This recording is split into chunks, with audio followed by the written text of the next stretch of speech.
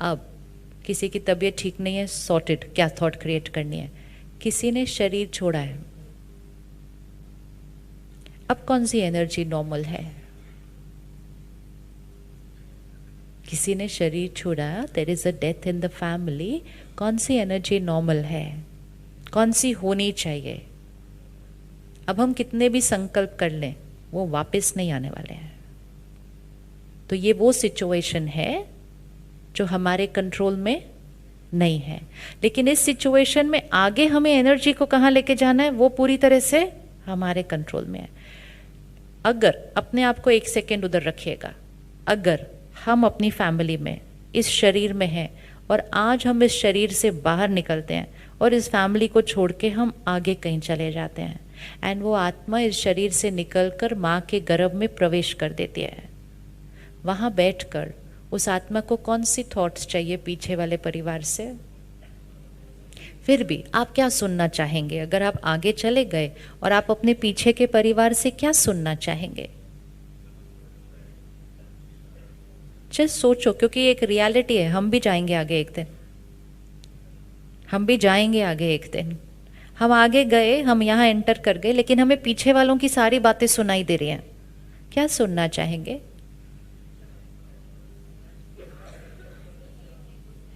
सिर्फ सिंपल बात है, आप घर छोड़ के दूसरे शहर चले जाओ थोड़े दिन, आप दूसरे देश चले जाओ थोड़े दिन, और आप फोन करो उनको और आप उनको पूछो कैसा है सब कुछ पीछे, आप क्या सुनना चाहेंगे?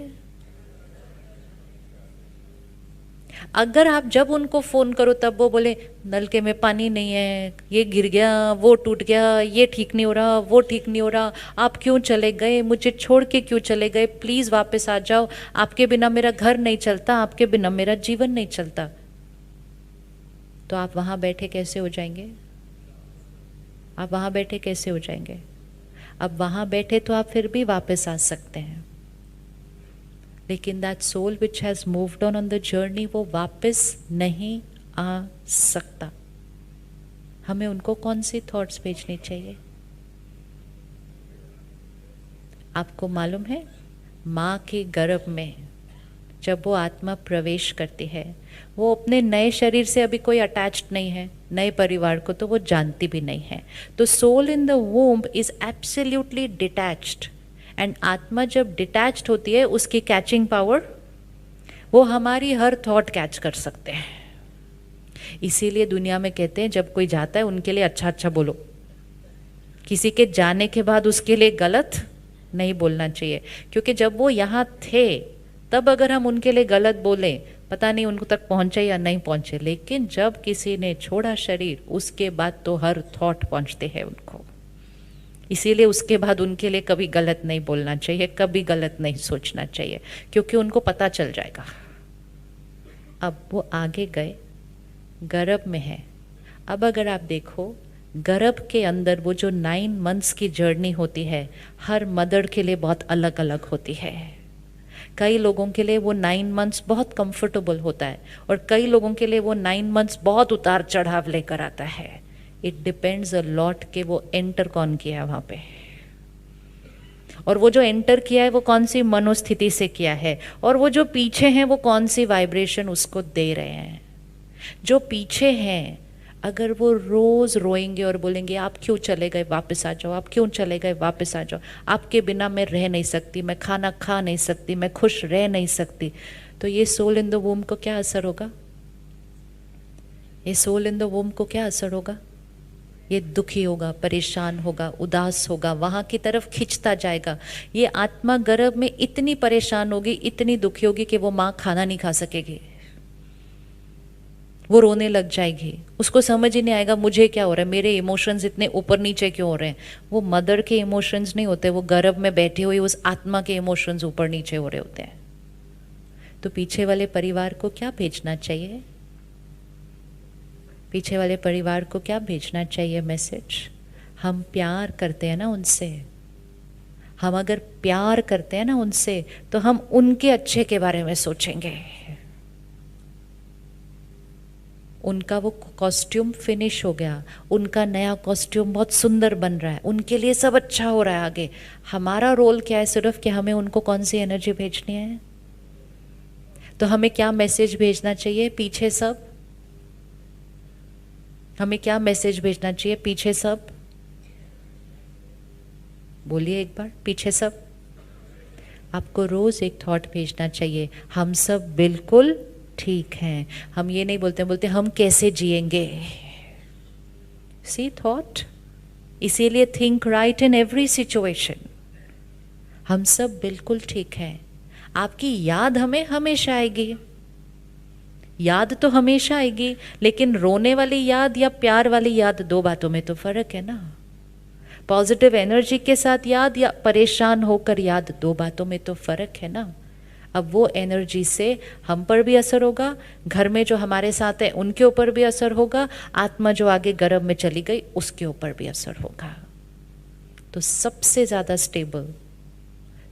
ज़्यादा स्टेबल इस सिचुएशन में होना चाहिए जब आत्मा गर्भ में एंटर कर गई वहाँ जाकर, क्योंकि वो हमारी सारी वाइब्रेशंस को क्या कर रही है, कैच कर रही है।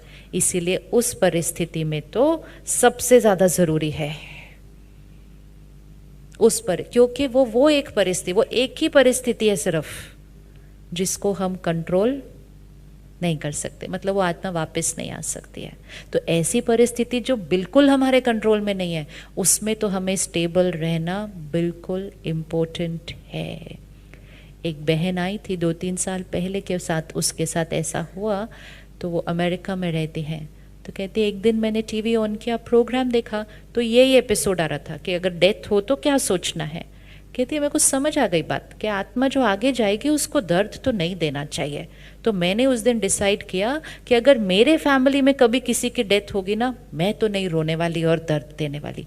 First time she saw episode, 4th day, 4 दिन देखा प्रोग्राम, 4th डे उसके 21 ईयर ओल्ड बच्चे की डेथ हो गई एक्सीडेंट में। वो उसने अपना अनुभव सुनाया आके माउंट आबू में। शी सेड मैंने फ़ोन उठाया, मुझे मैसेज मिला, लेकिन जैसे ही मैंने बात सुनी, मैंने फर्स्ट थॉट क्रिएट की, मैं मेरे बेटे को किसी का दर्द जाने नहीं दूंगी अभी। It's love for the child, love for the child. कहती I am not going to allow negative energy to reach my child now. तो वो सेंटर पे गई, सेंटर की दीदियों से रिक्वेस्ट किया कि मेरे घर पे आकर ऐसी एनर्जी क्रिएट करो कि मेरे घर पे आकर कोई रोना नहीं चाहिए मेरे बच्चे के लिए। And she did it. आज 3 साल हो गए हैं। वो जाके परिवारों से मिलती है और उनको सिखाती है कि कैसे स्टेबल रहना है अगर उनके घर में कुछ हो जाए। तो इसका मतलब ये थोड़ी है कि बेटे की याद नहीं आती है, इसका मतलब ये थोड़ी है कि बच्चे को मिस नहीं करना है। इसका मतलब सिर्फ ये है कि अंडरस्टैंड करना है कि मुझे अपने बच्चे को कौन सी एनर्जी भेजनी है, और लाइफ की सबसे डिफ़िकल्ट सिचुएशन में भी सही सोचकर उस आत्मा का भी आगे भाग्य बदल देना है, क्योंकि वो दुआएं लेकर जाएंगे यहाँ से। सिर्फ प्रेयर करके नहीं शांति भेज सकते, सारा दिन शांति की थॉट भेजनी है। पूजा पाठ क्यों किया जाता है उस टाइम, ताकि पूरा परिवार कैसे हो जाए, शांत हो जाए। क्यों शांत होना इम्पोर्टेंट है, उस आत्मा के लिए बहुत इम्पोर्टेंट है। तो हर सिचुएशन में थॉट्स किसकी चॉइस है, हर सिचुएशन में थॉट किसकी चॉइस है, हमारी है। कोई भी ऐसी परिस्थिति नहीं जिसमें हम सही सोच सकते नहीं, कोई भी नहीं है परिस्थिति। And most important power of our thoughts, कि हमारे सोच से इस एक परिस्थिति को छोड़ के बाकी तो हमारी सोच से हर परिस्थिति चेंज हो सकती है।